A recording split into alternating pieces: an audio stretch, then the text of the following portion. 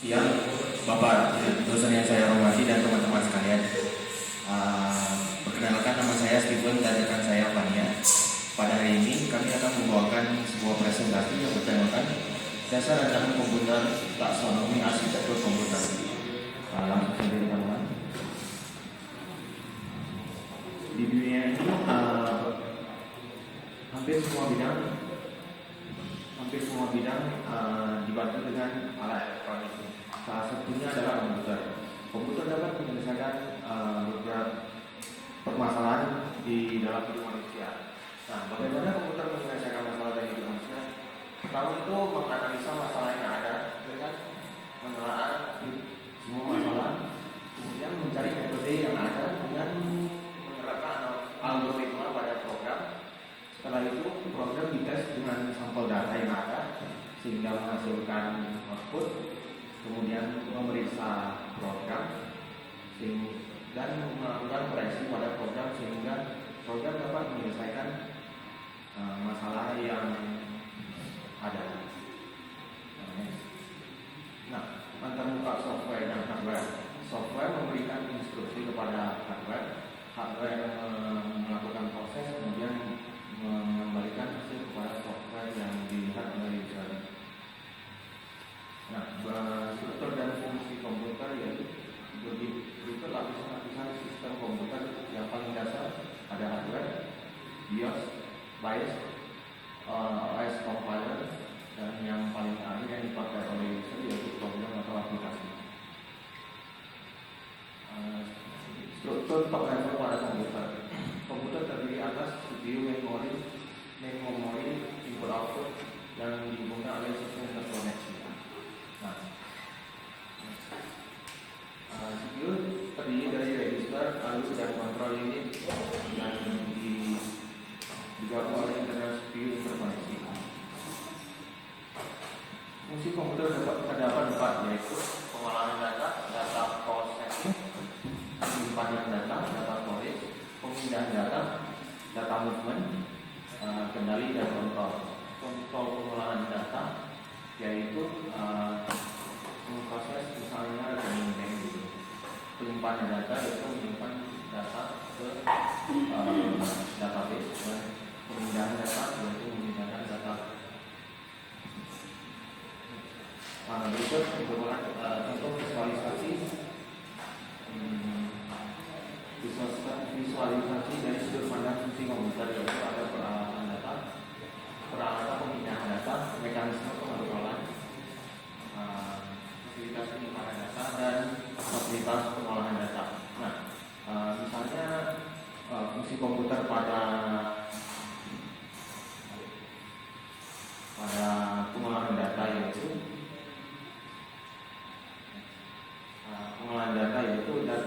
misalnya update data, diambil dari storage, terus diproses, terus dibalikin ke storage.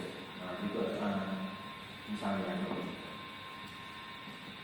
fonduman mesin. Fonduman mesin dibuat oleh John von Neumann pada tahun 1945. Von Neumann memiliki instruksi fetch dan operasi data yang tidak dapat dilakukan secara bersamaan karena hanya terdapat satu bus.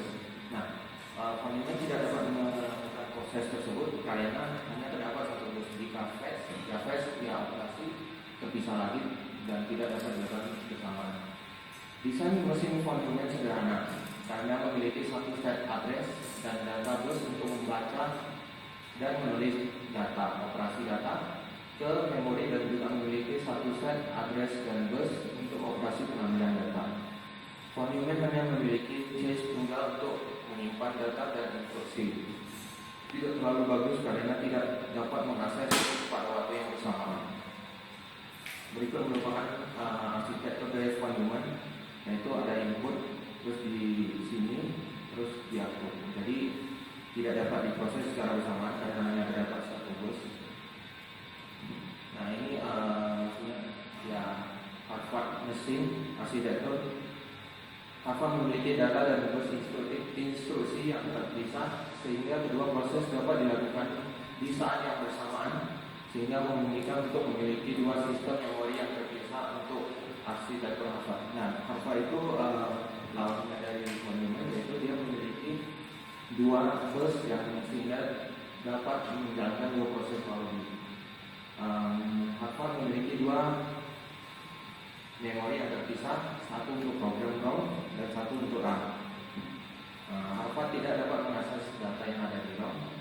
Cara mengatasinya adalah membuat instruksi dan mekanisme khusus untuk pengalamatan di ROM. Mikroprosesor tersebut yang di atas yang memiliki instruksi tersebut disebut dengan arsitektur modified Harvard. Jadi arsitektur sudah dimodifikasi sehingga menjadikan Harvard yang lain yang modified. Berikut arsitektur dari Harvard, yaitu memorinya terdapat dua, yaitu satu instruksi, satu data sehingga terpisah. Jadi dapat diakses dalam waktu yang bersama, hampir bersama. Taksonomi Flynn mengklasifikasikan komputer paralel ke dalam 4 kelas, yaitu SISD, SIMD, MISD, dan NIMD. SISD yaitu Single Instruction Stream, Single Data Stream. Komputer tunggal memiliki satu unit kontrol, satu unit prosesor, dan satu unit memori. Prosesor dan memori. Contohnya adalah UNIVAC 1, SIMD yaitu Single Instruction Stream, Multiple Data Stream. Komputer yang mempunyai beberapa unit prosesor di bawah satu supervisi, satu unit command control. Setiap prosesor menerima instruksi yang sama dari unit kontrol, tetapi beroperasi pada data yang berbeda. MISD yaitu Multiple Instruction Stream, Single Data Stream. Sampai saat ini struktur ini masih merupakan struktur teoretis yang belum ada, karena algoritma yang diterapkan pada tiap prosesor itu berbeda sehingga belum ada sampai saat ini. MIMD Multiple Instruction Stream, Multiple Data Stream. Organisasi komputer yang memiliki kemampuan untuk memproses beberapa program dalam waktu yang sama. Pada umumnya multi prosesor dan multi komputer termasuk dalam kategori ini.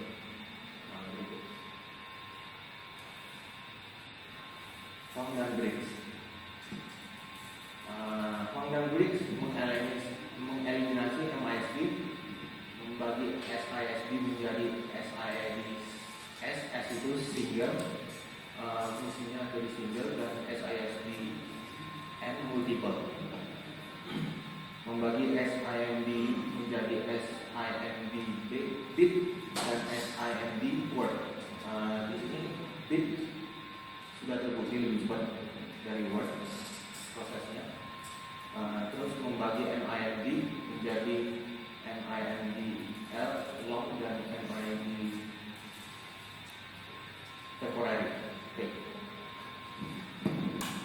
The element terdapat kontrol ini, processing ini, logical ini. Kontrol ini tergabung dengan ALU yang terdapat di CPU, kemudian OS, application, input storage, working storage, and storage terdapat di memory. Berikut teman saya menjelaskan ISP dan ISP. Jadi saya akan menjelaskan tentang arsitektur ISP dan ISP. Pertama-tama saya akan menjelaskan perkembangan organisasi dan arsitektur komputer. Yang pertama itu adalah the family concept.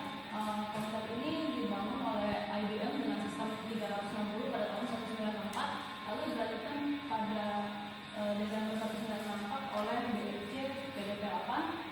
Konsep ini memisahkan arsitektur mesin dari implementasinya. Berikutnya adalah microprogram control unit. Pertama-tama,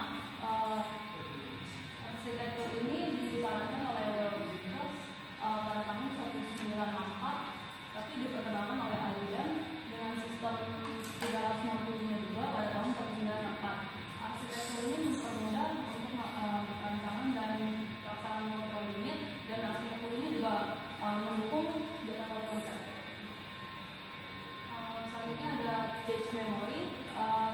memori ini dibangun oleh IBM dengan sistem 360 juga, tapi dengan model 85 pada tahun 1968. Cache memory ini berfungsi untuk meningkatkan kinerja komputer. Selanjutnya adalah pipelining. Pipelining ini adalah teknik kinerja komputer yang menjalankan instruksi secara bersamaan dalam waktu yang sama. Lalu selanjutnya adalah multiple processor, dan selanjutnya adalah reduced instruction set computer atau RISC. Secara umum jenis arsitektur komputer itu ada dua, yaitu complex instruction set computer atau reduced instruction set computer.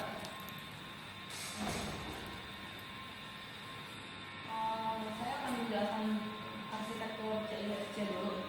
Arsitektur ini memungkinkan jumlah instruksi yang diperlukan untuk mengerjakan beberapa pekerjaan. Dan arsitektur ini menggunakan bahasa yang kompleks, yaitu bahasa assembly. Dan ini adalah contoh instruksi CISC. Di sini ada memori 4x6. Di sini kita akan mengalihkan baris kedua kolom ketiga dengan baris kelima kolom kedua. Itu untuk mengambil data dari baris kedua kolom ketiga dan baris kelima kolom kedua, mengalihkannya dan lalu mensortir kembali hanya butuh satu instruksi yang kompleks, yaitu MLT 2,3 dengan 5,2. Dan ini adalah alasan mengapa kita menggunakan CISC, karena adanya keinginan untuk menyederhanakan compiler dan untuk meningkatkan kinerja komputer. Arsitektur CISC ini juga menghasilkan program yang lebih kecil sehingga hemat memori, karena instruksinya itu kompleks dan itu hanya perlu beberapa baris. Dan ini adalah keuntungan menggunakan arsitektur CISC. Di sini compiler bekerja lebih sedikit untuk menggunakan bahasa high level language dalam bahasa assembly, dan panjang code-nya itu juga pendek sehingga dia juga hemat RAM, dan instruksi yang kompleks ini dibangun di hardware. Lalu selanjutnya ada arsitektur RISC. Arsitektur ini berbeda dengan arsitektur CISC. Arsitektur ini menyederhanakan rumusan instruksi sehingga lebih efisien dan dalam penyelesaian compiler. Dalam arsitektur RISC ini juga menggunakan instruksi pipeline, dan ini memerlukan memori yang lebih besar karena code-nya juga lebih panjang. Dan ini menggunakan instruksi yang lebih sederhana.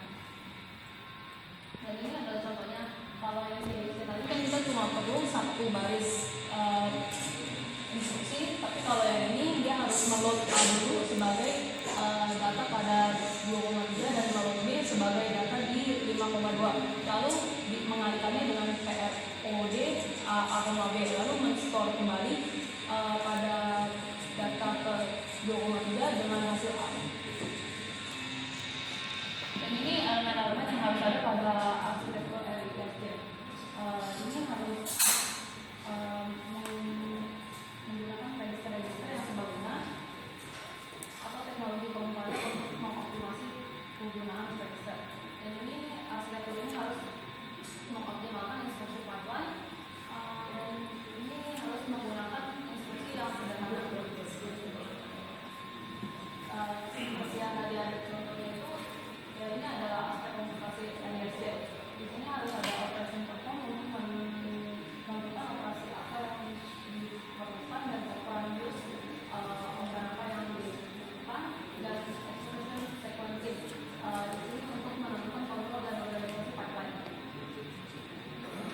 Karakteristik dari RISC ini sendiri adalah yang pertama itu adalah satu instruksi per cycle, dan yang kedua itu operasi pertukaran data harus dari register ke register, dan yang ketiga dalam model pengamatan itu sederhana, hanya satu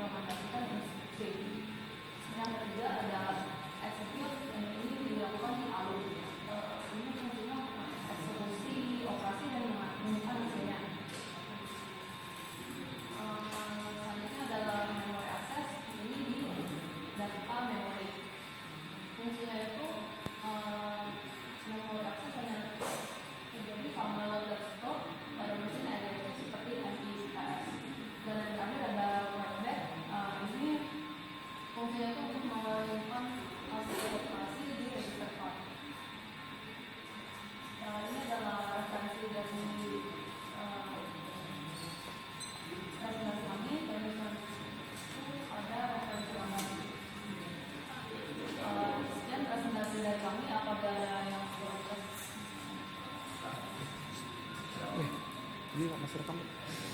Masih. Terus, ini masih rekam. Udah.